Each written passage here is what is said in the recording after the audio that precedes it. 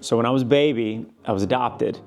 And that decision by this man, who's my dad, my father, it completely altered the trajectory of my life. And I guess in obvious ways, to where now there's a man in your life that's raising you, that's pouring into you, that's teaching me how to work, teaching me how to be a man.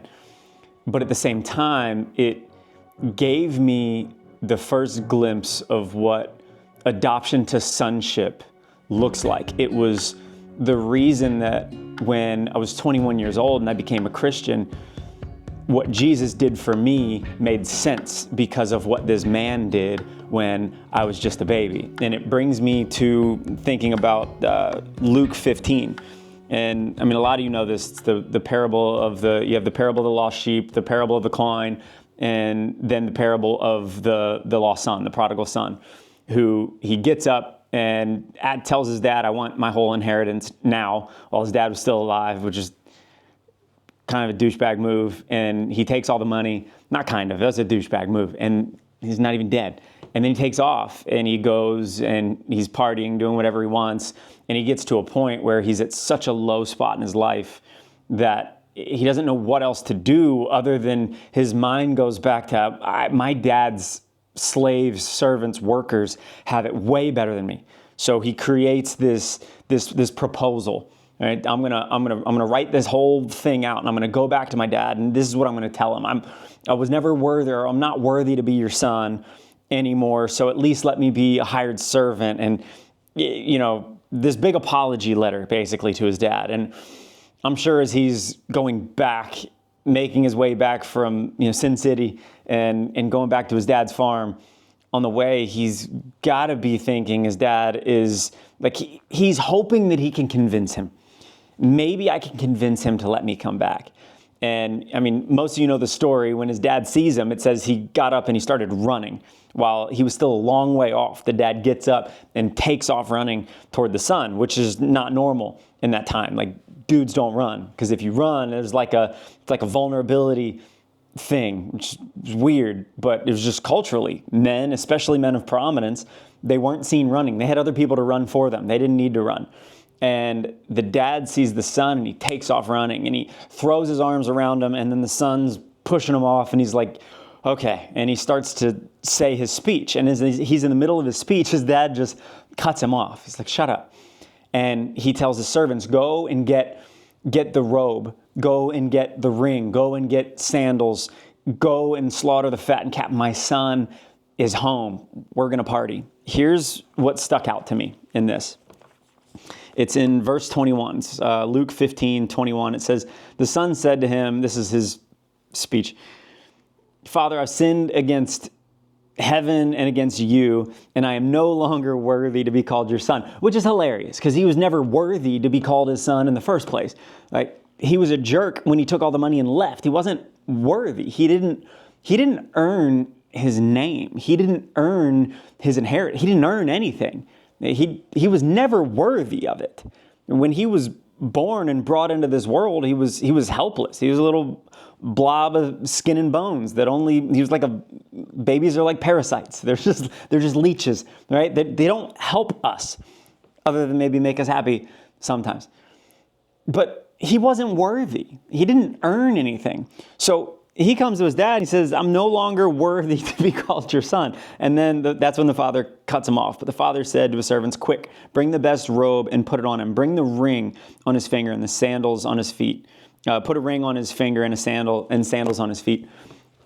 But here's what stuck out to me. That ring wasn't just like, bring a ring so he looks cool at the party. The ring it's a family signet ring. If I have this ring on, it's like having the family credit card plus the ID of like the deed to our house, the pink slips to the cars, everything. And that ring is how you can stamp your name onto something. That it represents access to everything the dad owns. It represents authority. His dad put him right back in the same spot in which he left. And this is what the gospel is. The gospel is we're not worthy of this. I didn't earn my way to Jesus, so now that I'm set free. I didn't earn my way to grace. It was given to me. There's nothing that I did for it. I was never worthy in the first place. But that makes grace all the more real, because in this moment, the son understood his own lack and his own poverty. So now all of a sudden, if I understand my own lack and my own poverty, grace is all that much more incredible and big and spacious and beautiful. And now there's just this reverence, this gratitude. That's what we ought to have in our faith. And for me, I was a baby. Like I wasn't helpful. Like this man married my mom I think it was before he even married my mom. He adopted me. And when I was still young, him and my mom separated. They got divorced. But after that, I was still a honeycut.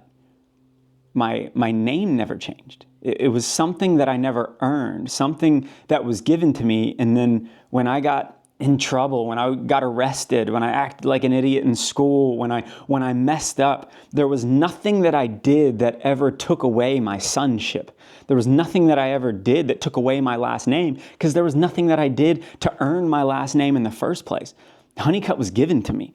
Honeycut was handed to me out of grace, and I've kept that name through the great things, through the bad things, but I never earned it in the first place. And my dad stepping in and doing that for me,